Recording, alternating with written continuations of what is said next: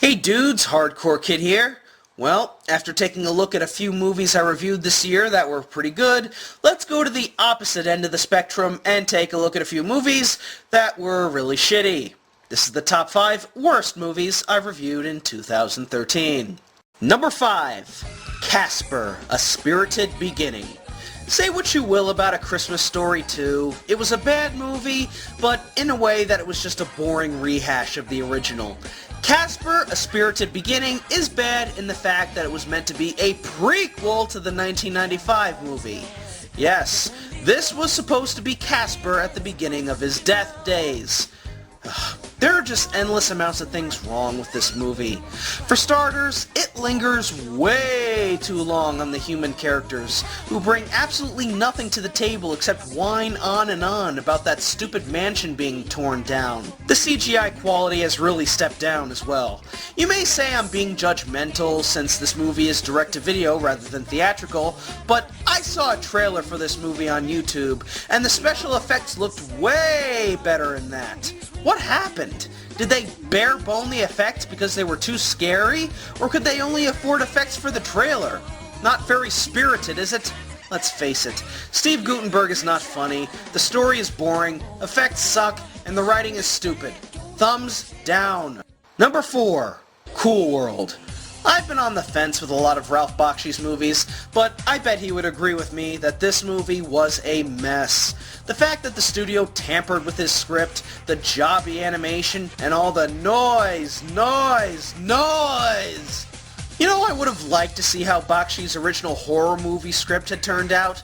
Instead, we end up getting Kim Basinger's character, who is extremely horny and extremely desperate to become a fleshy, Brad Pitt, who's trapped in the cool world for an eternity and somehow still manages to remain sane and dull and uninteresting, and Gabriel Byrne, he drew everybody and that's it. There isn't really much else to say about this picture.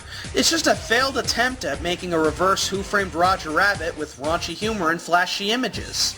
Like I said before, it's all style without the substance. Number 3 is a tie between Fred 3 and Marvin Marvin. Yes, in 2013, Lucas Cruikshank was still trying to keep his career alive. He had a Fred TV series on Nickelodeon, which only lasted a few episodes, and when that failed, he tried one last time with another movie called Fred 3 Camp Fred.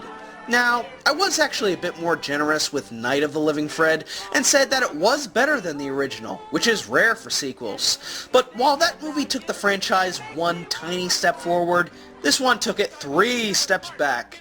More stupid screaming, more retarded pratfalls, endless camp cliches, and tons upon tons of pillowy mounds of mashed potatoes. Rest in peace, James Avery. And if that wasn't enough, Lucas tried his hand at doing a Nick-com called Marvin Marvin, which you would think would be a step up from the Fred gimmick. Nope. Instead, it's just Lucas with a normal voice, acting as an unfunny ripoff of Robin Williams Mork, and doing annoying and disgusting shit. Ironically, this show was cancelled after 1 season as well. But you know what's funny? There are still stupid fangirls and fanboys going out of their way to defend their idol. You are right, his videos is suck compared to our favorite show Marvin Marvin. If you can't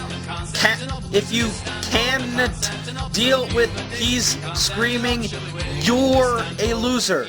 If you talk shut about Marvin, I will kill you and eat the body for lunch. So not only are you trying to defend a show that got cancelled before the season even finished, you're admitting that you're a cannibal? What is with these stupid fans? Let's face it, Fred's days of being the #1 most subscribed YouTuber are gone, and now PewDiePie has taken his spot.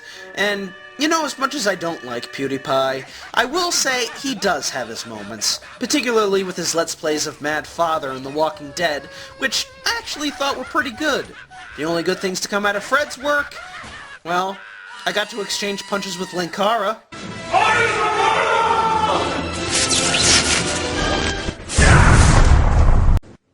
Wow. Number 2. Little Robots. Can you believe it took me this long to review a Video Burn Cueto movie? Wait, I take that back. This is not a movie. A movie has an actual story, plot, and character development. It's not a rinky-dink, badly written, badly animated, 40-minute long skid mark of crap. You know, it's common for companies to make cash-ins on other companies' movies. I mean, just look at Pixar and DreamWorks. But Brinquedo is a company that blatantly rips off its competition and doesn't even make an effort to make their movies look good in comparison.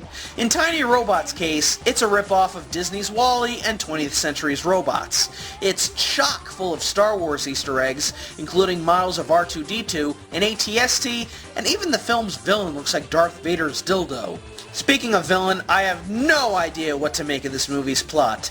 You have this robot leader who wants to supply robots with a new energy source that apparently brainwashes everybody into becoming his slaves. Okay, how long has this guy been leader? How did he go through certification to make sure he was good for the job? That's like making Kim Jong-un the US president just for the hell of it. Other than that, this movie is a boring, lifeless mass of nothingness. Avoid at all costs. And the number one worst movie I've reviewed in 2013 is Where the Dead Go to Die. Guys, this is a first for me. This is a movie that is so badly made, so badly written, so vile and disgraceful that I couldn't even give it a hardcore headache rating. Nope. Instead, I went balls out and gave it a hardcore hit, or more specifically, a hardcore screamer clause rating. Why? Simple. This is a movie that does not give a single fuck. It gives about as many fucks as Johnny Depp at the Golden Globes. It doesn't care. It doesn't care about taste, context, sense, nothing.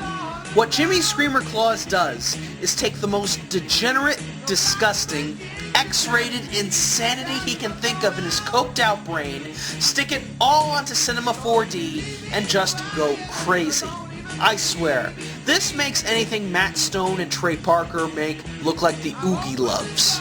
What we end up getting is kids murdering their parents, dogs ripping babies out of women's vaginas, weird one-eyed monsters flailing in the air, guys killing people and sucking some kind of weird blue fluid out of their brains. And when you first start watching it, you're absolutely disgusted by it, but as the movie goes on, you actually start to get used to it. It's one of those movies where you have to completely empty your mind and let the insanity pour in.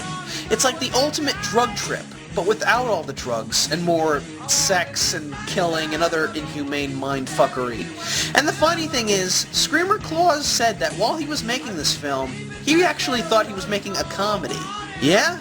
Then how come he said in the description of his trailer on YouTube that it wasn't a comedy? Kinda contradictory, don't you think? But like I said, the movie does get better as it goes on, even if it does get more fucked up. While the first short made no sense, the second actually gives us a legitimate story, while the third gave us likable characters in the form of Ralph and Sophie. So, from a technical standpoint, it is the worst movie I've reviewed this year. It's horrible, it's disgusting, it's despicable, it is a huge piece of shit. But it's a movie that I actually kind of enjoy. It's sort of like The Room, where it's a movie that's badly acted, badly made, and badly paced, but you can't help but feel affection for. And if I were to choose between this and friggin' Boku, I'd pick Where the Dead in a heartbeat. Insane, bloody, violent CGI insanity is more entertaining than horny preteen communist feminazis.